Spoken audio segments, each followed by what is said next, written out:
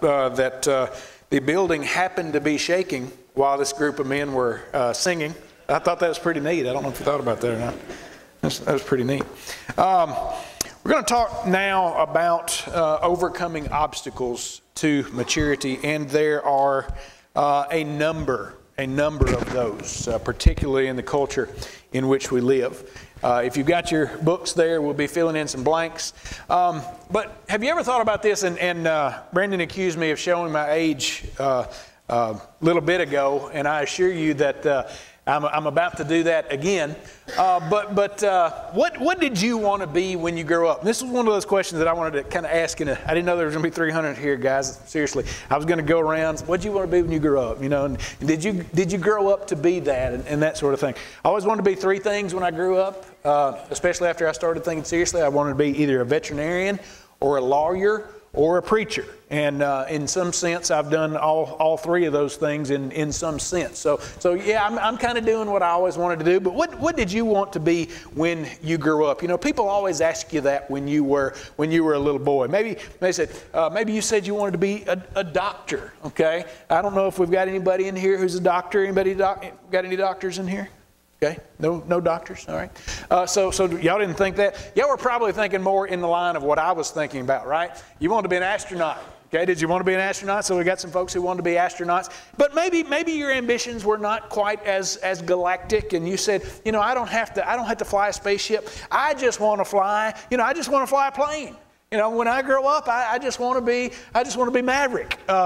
So maybe that's maybe you wanted to go and fly in for the Navy, for Top Gun.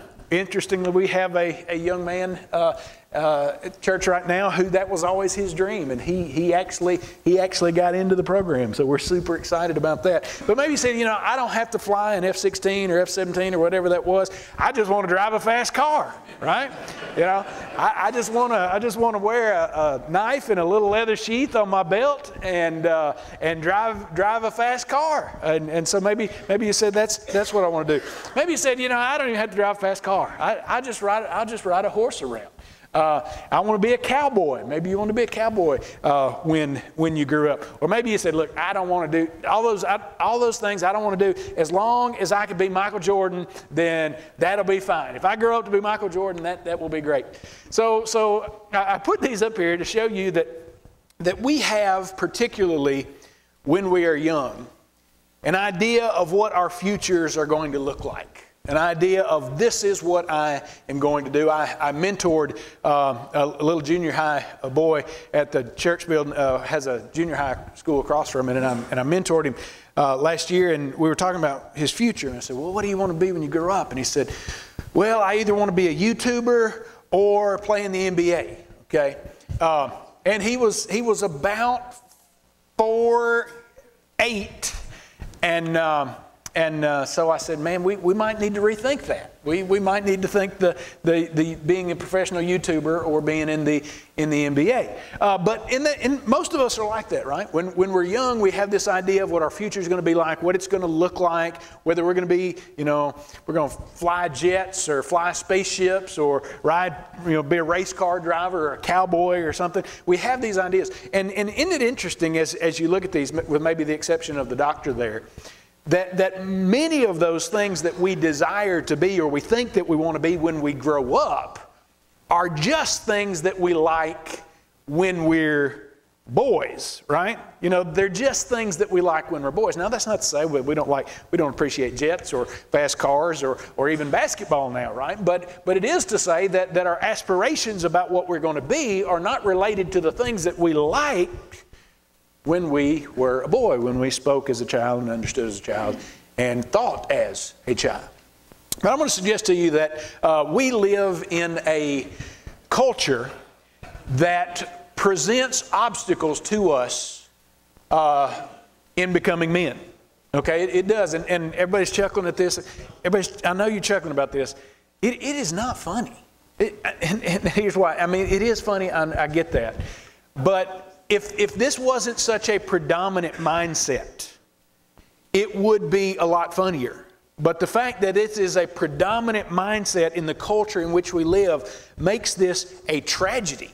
Okay? It makes this a very serious subject that we've got to approach. And so I want to throw a few things out there that are cultural obstacles to our maturing. The first of those is that there is no clear-cut moment of manhood. There is no rite of passage, so to speak. And Brother Joshua mentioned this earlier as well.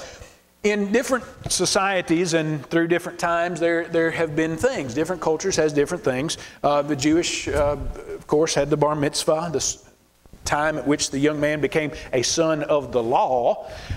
You have Native American cultures that had trials of passage that boys had to go through. They had climb to the top of a mountain and get an eagle's feather, or kill a buffalo, or spend a night in the wilderness at night. And there was a moment at which that young man became that boy became a man. They said, this is the moment.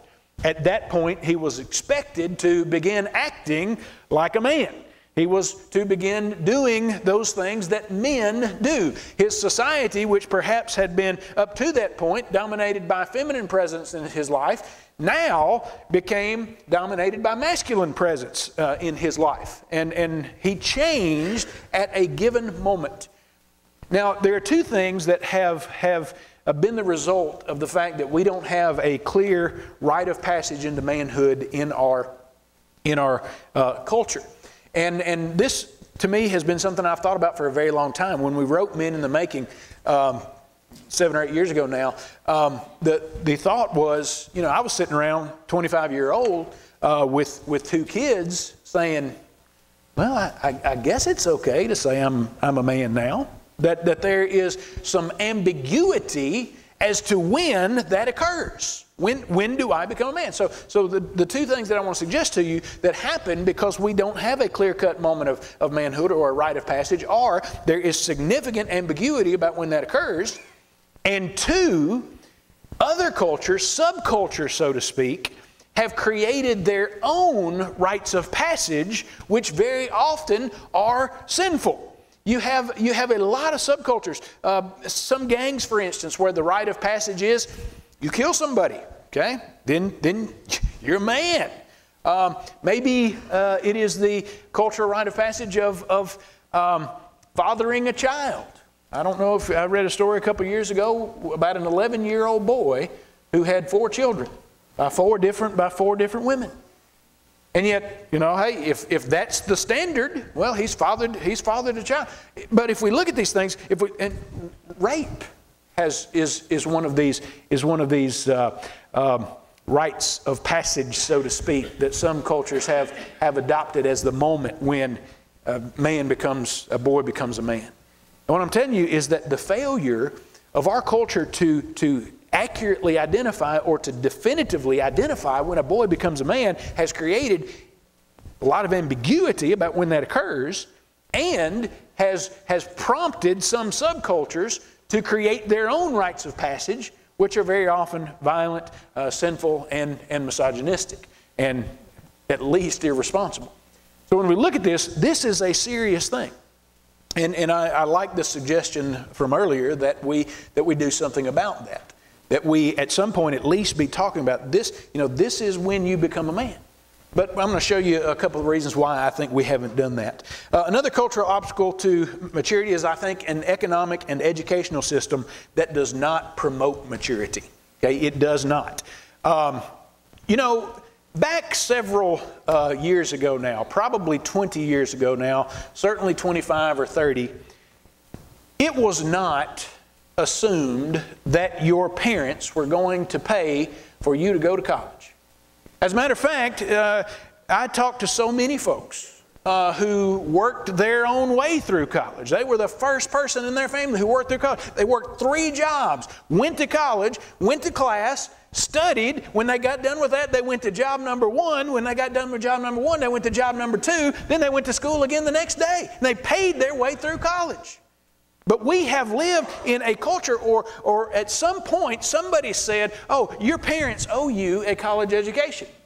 And I think it is not a coincidence that the precipitous rise in the cost of a college education has corresponded to the point at which we said, Mom and Daddy are going to pay for it.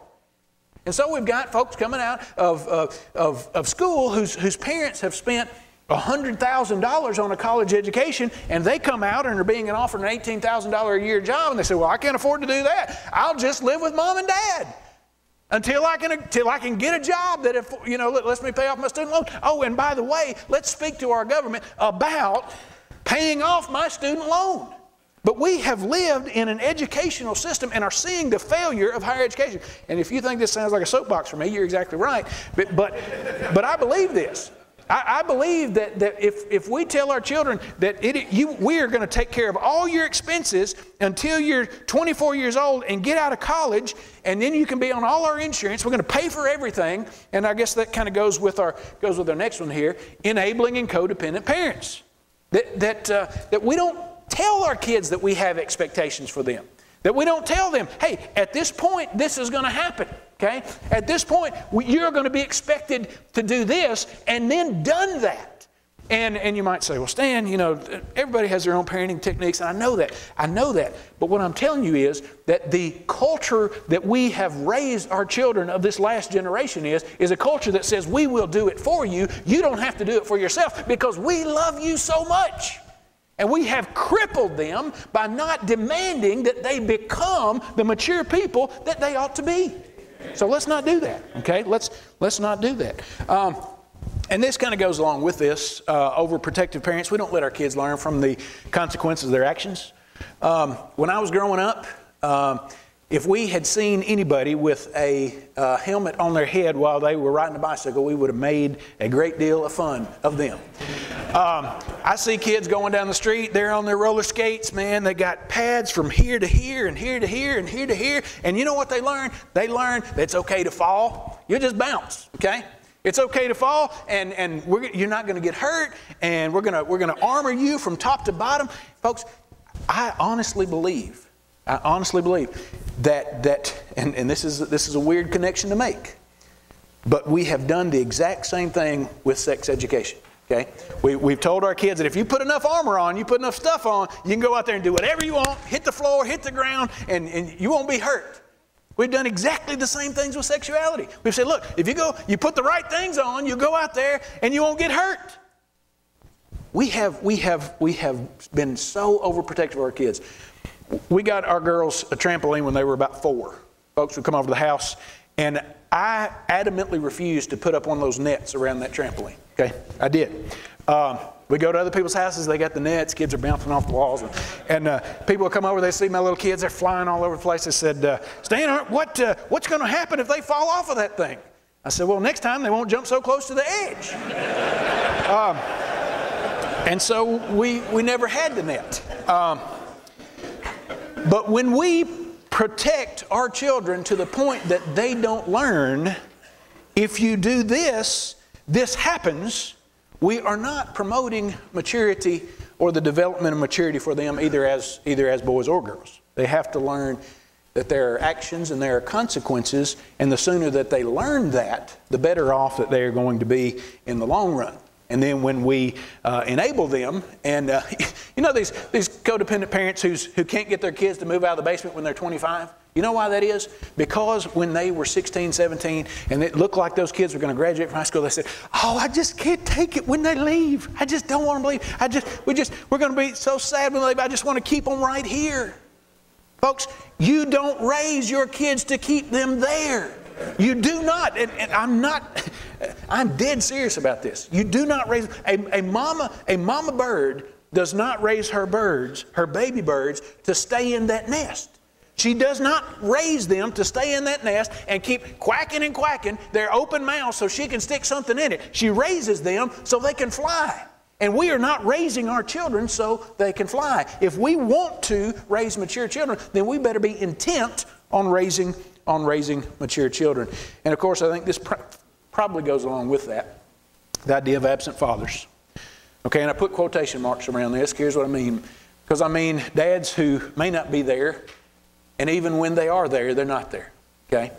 Dads who have more attention for their own hobbies, who have more attention for the television set, who have more attention for their phones or their iPads. And folks, I know, listen, I hear people all the time, oh, these kids and their phones, these kids and their iPads. And then I see a mom, a dad, and 2 kids, and every one of them sitting there, and everybody's eyes are locked onto that screen. Don't you blame your kids for something that you are teaching them to do by your example. So we've got dads who simply aren't there, and then we wonder why boys aren't becoming men. Okay? We've got dads who aren't there, and then we wonder why boys aren't becoming men. And then, of course, we have the cultural celebration of feminism and the rejection of masculinity. Okay? I was at St. Animal Kingdom yesterday, and I saw this, and I told George, I said, oh, this is going in the lesson tomorrow. Okay? Standing there, and there was a young lady, and she had three or four kids, pretty kids, and her parents were there. They were doing one of these grandparent, 3 generations of folks at Disney World kind of trips. Her husband was not with her, and they see the husband about 50 yards away. They begin to yell, to scream for him. I don't remember what his name was. We'll just call him something. Richie! Richie! They're just making this huge deal. And calling him over, and at which point the young lady says, he needs a leash on him, okay? I swear it's like having a 4th child. That's my 4th kid.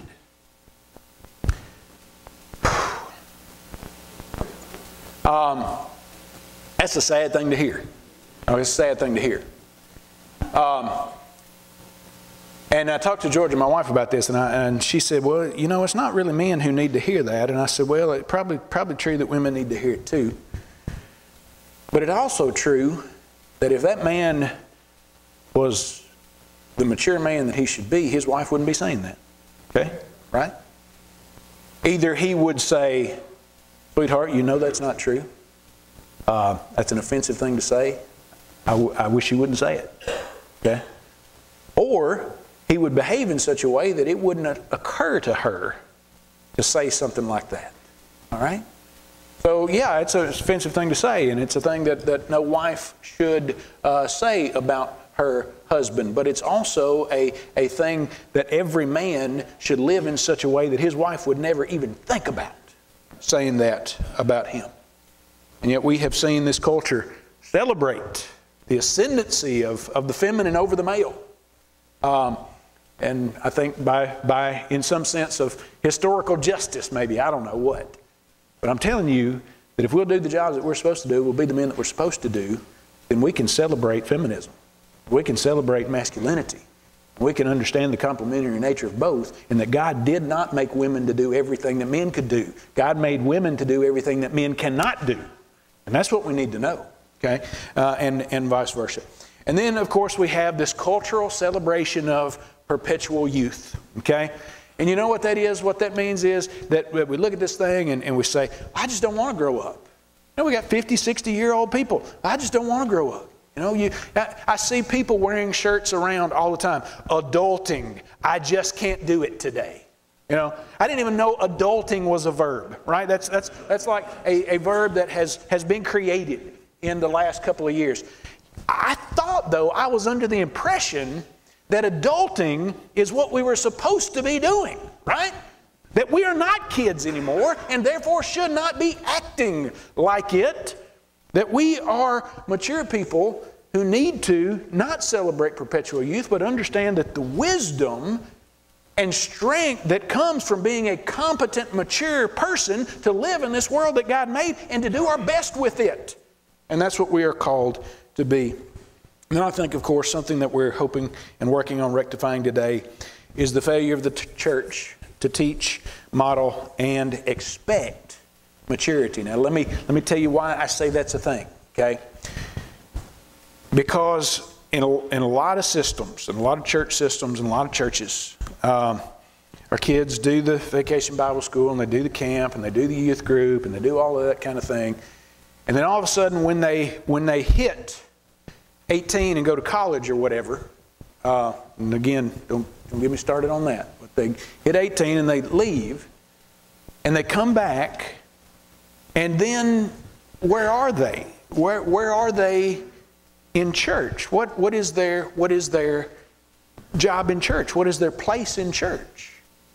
And I'm convinced that we have really, really confused our children to the detriment of our brotherhood by not growing them into the position of maturity, the maturity of worship, the maturity of leadership, the maturity of that all of these things that we need to be moving them toward so that they don't think church is just about pizza and video games.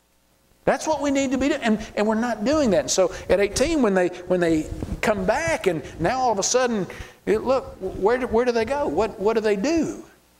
And we really haven't said, this is what we expect from you. This is how we need to bring you along. And of course, that's happened in the homes as well as the churches, but I don't think the church escapes responsibility for that. Let me go pretty quickly through some of these things. Here's a statement that I think we can establish from Hebrews, the end of Hebrews chapter 5 and the beginning of Hebrews chapter 6. That is, that there is an expectation of maturity and growth for every Christian. You know, the Hebrew writer, whoever he was, said, for by this time you ought to be teachers, but you have need for somebody to come and to teach you again the first principles of the order of God. Now, why is that? Because they failed to realize that there was an expectation of growth. A little boy once fell out of his bunk bed. Mom and Dad put him in at night, fell asleep, middle of the night, boom! They ran in there, they picked him up off the floor, they said, what happened to you? Why'd you fall out of your bed? And he said, well, I guess I fell asleep too close to where I got in. Folks, there are way too many Christians who fall asleep way too close to where they get in. You got to get in. I mean, and you got to not fall asleep. You got to stay awake. You got to grow. You know that you can take that Hebrews 5 and 6 passage and look at all the spiritual problems that are projected on those Hebrew brethren there and say it is simply because they did not grow. It is because they were settled and complacent and satisfied with their maturity level. Folks, brothers, do not be satisfied with your maturity level. I don't care if you're 90 years old. I don't care how old you are. Do not be satisfied with your maturity level. There's an old phrase, and we'll get to this real quick. The old phrase is, you know what, it is possible to grow old in the faith without growing up in the faith. And I think that's what those Hebrews did. You know, yeah, they've been Christians for years and years and years and years. It didn't make them any more loving. It didn't make them any more gracious. It didn't make them any more faithful. Because they thought time spent in the pew equaled spiritual maturity. Folks, time spent in the pew does not equal spiritual maturity. And of course, what happens when you get to the level of spiritual immaturity that the Hebrew writers, that the Hebrew Christians were at is, then they quit spending time in the pew either, right? And so these things are perpetuating and cyclical things. Let me take you to, of course, 1 Corinthians 3, 1 through 3. Read it one more time. And again, I don't know if I told you how interesting this is. If you just add a 1 to each of those 3 numbers, it'll take you to the next passage about maturity in Corinthians. So the next passage about maturity is 13, 11 through 13. I just thought that was kind of neat. Anyway, and I, brethren, could not speak to you as to spiritual people, but as to carnal. As to babes in Christ, I fed you with milk and not with solid food, for until now you were not able to receive it, and even now you are still not able. For you are still carnal. For where there are envy, strife, and divisions among you, are you not carnal and behaving like mere men? Now, I love that last phrase. Let me tell you why. I don't even know what's on the next slide, okay? We'll get to that in a minute. But let me tell you about this last phrase. Are you not carnal and behaving like mere men? There is a strong implication in that verse. There's a strong implication in that question. And that is that you are not called to be mere men. You are not called to be mere men. The world is full of men. You are called to be God's men. You are called to be something special. You are called to be something different. You are called to be something better. Not just mere men. We are not trying to live up to a cultural standard of masculinity, a cultural standard of manhood. We are to be living up to the divine standard masculinity and manhood. Well, real quickly here, and I'm going to get through all these. You know what was going on in Corinth. There was all kinds of problems going on. Every one of these problems had to do with spiritual maturity. Every one of them had to do with somebody who was full of pride, demanding of their own selfish things. That goes along with immaturity. You know, it's about me, mine, and that's what was going on in Corinth, whether they were arguing about who baptized them or who had the greatest spiritual gift. You know, there was just all this, who got to take the Lord's Supper first, and who got to have lots of food to share and who didn't. And it was like kids in kindergarten. You know kids in kindergarten? Well, I got this for Christmas. Well, I got this for Christmas. Well, my daddy can beat up your daddy. No, my daddy can beat up your daddy. You know, and it's exactly what was going on in Corinth. It was exactly what was going on in Corinth. This level of maturity was the problem, and it is a problem in most churches. When you hear of a church that has a split, I'm telling you, it's about spiritual immaturity. About spiritual immaturity. So how do we fix it? Well, when I was a child, I spoke as a child. I understood as a child as I thought as a child. When I became a man, I put away childish things. For now we see in a mirror dimly, but then face to face. Now I know in part, but then I shall know, just as I also am known. And now abide faith, hope, and love, these three. But the greatest of these is love. All right, so the first part on there, and I'm just going to fill in the blanks real quick for you here to get to what I want to tell you to wrap up. And I promise I'm going to do that in a timely manner. The first thing, blank, that you need to put in is the measure of man, first of all, is that you put away childish things. Put away childish things. And these, of course, are words, reasoning, and thinking. Words, reasoning, and thinking. And we have really been addressing that all day, so I won't elaborate on that very much. But let's get to this number 2 point on here, and that is that we need to accept the limitations of our present situation with humility. That's what Paul did here, right? We see in a mirror dimly now, but then face to face. Now I know in part. Okay? So one of the things that manhood is about saying, okay, General Lee's not going to work out, Top Gun's not going to work out. I guess I better start thinking about the right things. I guess I better understand that I need to take some stock and do those things with what I've got now. Okay? And so one of the things that manhood is accepting the limitations of our present situation with humility. But then we also have this thing, and that is to expect the right things, or to hope for the right things, number 3. He says here, although I am limited now, although I now know in part, and now I see in a mirror dimly, one of these days I am going to see face to face. One of these days I'm going to know this stuff. So not only is there an acceptance of what the present situation is, but there is the expectation that things are going to be better in the future. So how do I get there? Well, I discern the best things. Discern the best things. Now abide faith, hope, love, but the greatest of these is love, right? So I put away childish things. I accept that I have some present limitations, and maybe more than anything, that's what maturity does. Life teaches you about that, doesn't it? It does. It does.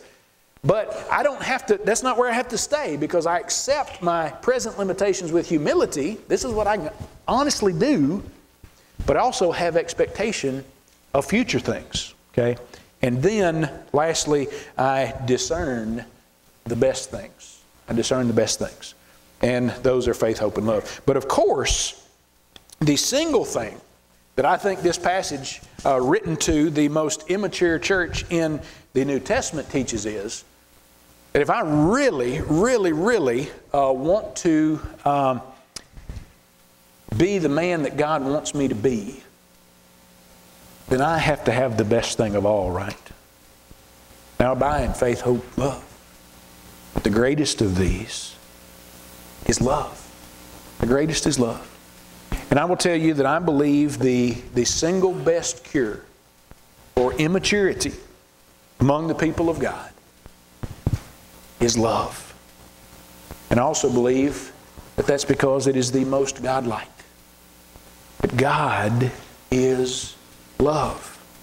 That God so loved the world that He gave His only begotten Son. So when we think about what it takes to solve the problem of masculinity, I think we can answer it in a way that might be a little unexpected. That is, if you want to solve the problem of masculinity in the church, you want to solve the problem of masculinity in the homes, you solve that problem by love. Loving your wife, loving your children, loving your country, loving your friends, loving those who are lost, loving the church, and loving the God who made you to be the man that you are and expects you to be a better one tomorrow than you were today. Men of God, thank you for being here. Men of God, bless you for being here. And understand that we're here because of the love of God. And if there are those here today who need to repent of something that's going on in their lives, or those who today have not recognized that they are, in fact, God's men and have not given their lives to Him in obedience through obeying the gospel, and it's our hope and prayer today that as we stand up in just a moment to encourage you, that you'll recognize your need, humbly accept your present situation, expect better things, put away childish things, and discern the best things. And the greatest of these is love. And if you need